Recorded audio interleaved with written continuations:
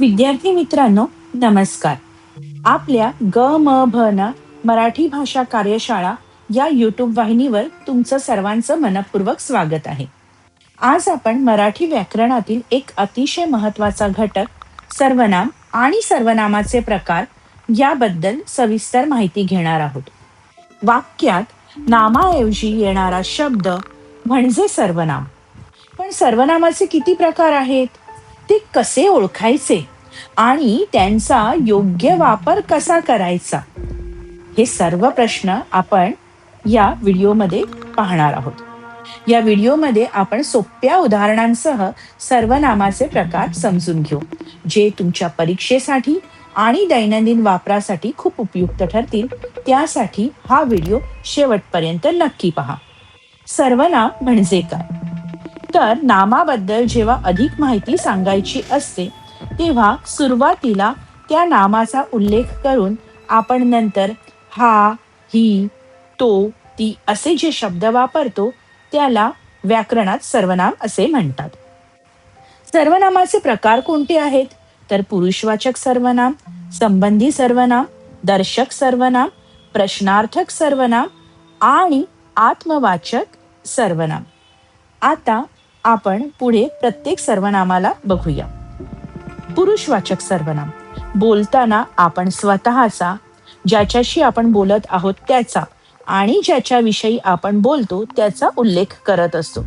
त्याला व्याकरणात पुरुष असे म्हणतात. पुरुषवाचक सर्वनामाचे पुन्हा 3 प्रकार होतात. प्रथम पुरुषवाचक सर्वनाम, द्वितीय पुरुषवाचक सर्वनाम आणि तृतीय पुरुषवाचक सर्वनाम. बोलताना आपण स्वतःविषयी उल्लेख करतो असे सर्वनाम म्हणजे प्रथम पुरुषवाचक, ज्याच्याबद्दल बोलतो तो द्वितीय पुरुषवाचक आणि त्याच्याविषयी बोलतो तो म्हणजे तृतीय पुरुषवाचक. दर्शक सर्वनाम म्हणजे जवळची किंवा दूरची वस्तू दाखवण्यासाठी दर्शक सर्वनामाचा उपयोग केला जातो. हा माझा रुमाल आहे, ती विद्याची छत्री आहे. अशा प्रकारच्या सर्वनामांना दर्शक सर्वनाम म्हटले जाते. इथे काही अन्य उदाहरणं देखील दिलेली आहेत, जसं हा मधु आहे, ती बाग आहे इत्यादी. प्रश्नार्थक सर्वनाम. वाक्यात प्रश्न विचारण्यासाठी ज्या सर्वनामाचा उल्लेख केला जातो त्याला प्रश्नार्थक सर्वनाम असे म्हणतात. तो काय म्हणाला? ही पेन्सिल कोणाची आहे? सहलीला कोण कोण येणार आहे? टेबलावर पाणी कोणी सांडले आहे? घरापुढे थांबला टांगा, पाहुणे कोण आले सांगा? अभ्यास झाला नाही तर आई काय म्हणेल? अशा प्रकारचे जे प्रश्न आहेत त्यांना आपण अशा प्रकारच्या सर्वनामांना आपण प्रश्न विचारणाऱ्या सर्वनामाला प्रश्नवाचक किंवा प्रश्नार्थक सर्वनाम असे म्हणतो. तुमच्या मनात कोणकोणते प्रश्न आले आहेत? किंवा तुमच्या मनात आलेल्या प्रत्येक प्रश्नाचे उत्तर येथे सापडले आहे का? तेही आम्हाला नक्की कमेंट बॉक्समध्ये सांगा. आता आपण पुढील सर्वनामाचा प्रकार बघणार आहोत, ते म्हणजे संबंधी सर्वनाम. वाक्यात पुढे येणाऱ्या सर्वनामाशी संबंध दाखवण्यासाठी संबंधी सर्वनाम वापरले जातात, जसे की जो, जी, ज्या, जे इत्यादी. ज्या मुलाला उत्तर येत असेल त्याने हात वर करावा. जो पूर्ण जेवेल त्याला आईस्क्रीम मिळेल. जो थांबला तो संपला. ज्याला उद्या लवकर जाग येईल त्याला मी सकाळी फिरायला नेईन.